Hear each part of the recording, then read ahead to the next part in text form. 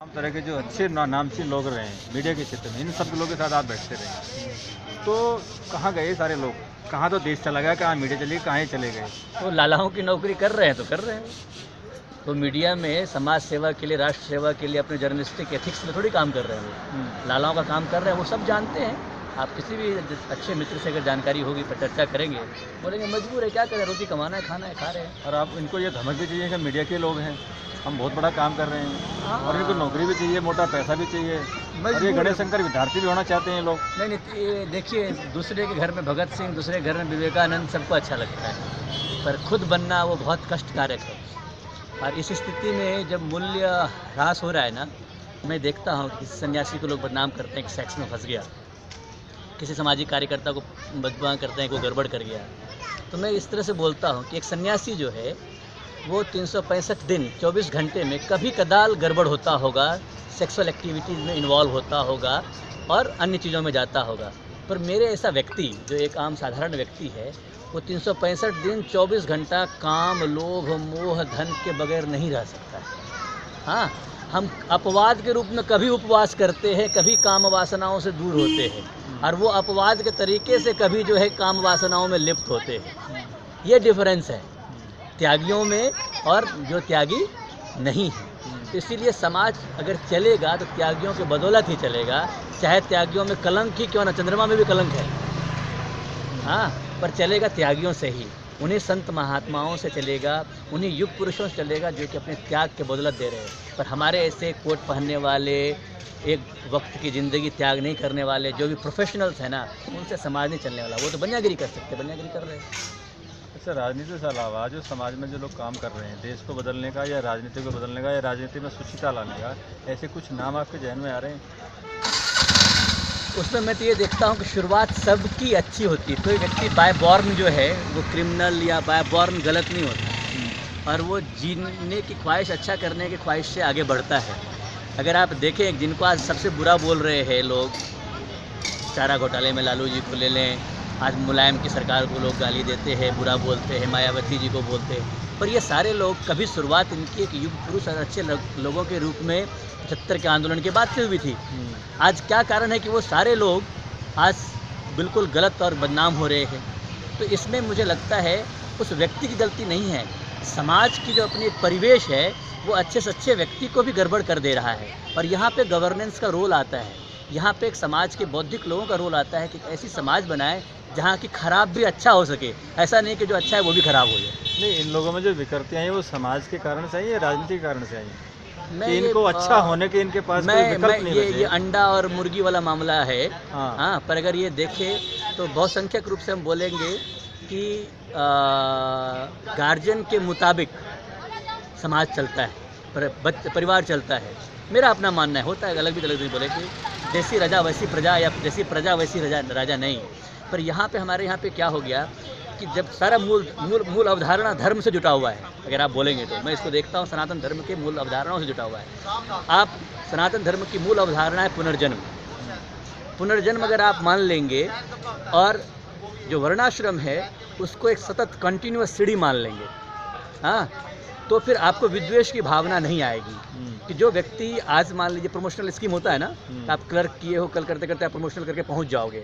हाँ, अगर आप पुनर्जन्म की बात को मानते हो कि नहीं होता होगा, होता है, अगले वर्ष होगा, अगले जन्म में हम अगर अच्छा कर्म करेंगे तो उसमें जाएंगे, तो आपकी जो वर्णाश्रम के बीच में जो विद्वेष की भावना थी वो खत्म हो जाती है। हाँ, और जो हमारे आक्रांता आए हमारे ऊपर पे, हमारी तमाम विचारधाराओं को इस तरीके से तोड़ा मरोड़ा। 1000 साल कम नहीं होता गुलाम होना। हाँ, केवल आप फिजिकल गुलाम नहीं होते, आप बौद्धिक रूप से गुलाम हो जाते हैं। उस क्रम में हमारे जो राज प्रथा थे, हमारे जो राजा थे, 605 स्टेट जो करीब थे, उनके 605 राज्यों के राजाओं को कभी ये डर नहीं था कि मेरा राज रहेगा कि नहीं रहेगा। उनके बेटों के मतलब नहीं था कि हमको राजा मिलेगा कि नहीं मिलेगा। पर आज क्या हुआ, 625 लाख गाँव हैं, 625 राज्य हैं, जिला हैं, और करीब 750 MP हैं, और बहुत सारे MLA हैं। आज करोड़ों लोग हैं जो कि नीति निर्देशक में उनका योगदान है, और ये सारे करीब लाभ और लोभ से ग्रसित हैं और आशंका से ग्रसित हैं कि अगले 5 साल के बाद क्या होगा। हाँ, तो भागते भूत की लंगोटी सही, इस 5 साल में जो इतना लेना है ले लो। तो एक इनसिक्योर मेंटालिटी प्रशासक की, बुद्धिजीवियों की, जो उसको एक होर्डिंग की टेंडेंसी कराता है, कितना ले लें, हाँ, उसकी वजह से ये सारी समस्याएं गड़बड़ हो रही हैं। मैं तो घोर पक्षधर हूँ कि कोई भी समाज या कोई भी व्यक्ति दूसरे व्यक्ति को नकल करके अपनी ज़िंदगी नहीं सुधार सकता। वो जो है उसके अनुसार करना चाहिए। और जो हमारा राज प्रथा था, जो लोग बने हुए थे राज करने के लिए, वो राज्य करें। उनसे हमारा राज सत्ता छीन लिया, डेमोक्रेसी में नेता बना दिया, संस्कृत पढ़ने वाले, मैथमेटिक्स करने वाले लड़के को आज आईएएस बना दिया, जिसने कभी कॉलेज में कभी एक बच्ची की, अपने बगल के पड़ोसी की कभी इज्जत ना बचाई हो, कोई एडमिनिस्ट्रेटिव अप्रोच ना लिया हो, वो व्यक्ति लीडर बन रहे हैं जिसने समाज में कभी लीडरशिप कभी दिखाया नहीं हो। आपने जो थोड़ा जो 75 के आंदोलन का जिक्र किया, वहाँ से जो आपने संदर्भ बताने की कोशिश करी है कि वो सारे लोग जो कभी अर्जुन बनने चले थे और लास्ट में जो उनका ह्रास हुआ वो दुर्योधन बन के निकले, या भीष्म पितामह शरीर की किंकरता मूर्ता के शिकार हो गए, ठीक है। तो इसके मूल कारण क्या रहे, वो सब बताइए।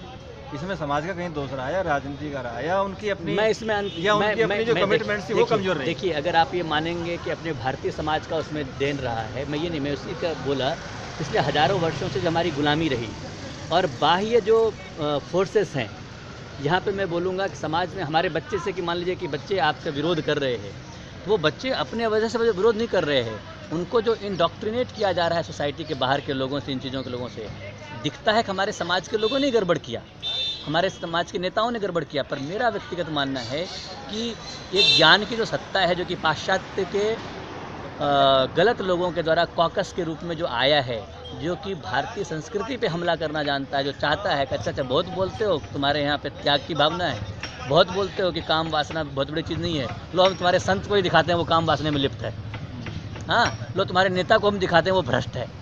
तो उनके द्वारा जो एक कल्चरल अटैक है, जो कि हमें ही अपने नज़र में गिराने की जो उनके पूरे चीज़ें हैं, और उसमें एक बड़े ही वायरस के तरीके से वो वायरस हमारे शरीर में इन करके अपने आप को जीवित कर लेता है। इसलिए मैं अपने समाज को दोषी नहीं दूंगा।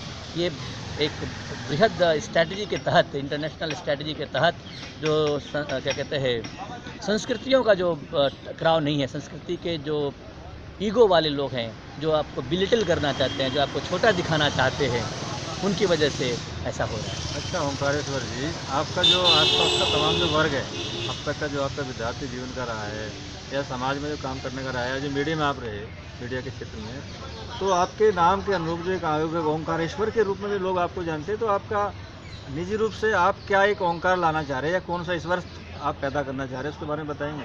अपने नाम के अनुरूप जो एक नाम को नाम मिला है, चाहे वो माँ बाप के द्वारा मिला है या कुदरत के लिए मिला है, तो किस तरह का ओंकारेश्वर, उसमें तो ओंकार या ईश्वर मेरा अपना स्वप्न ये है कि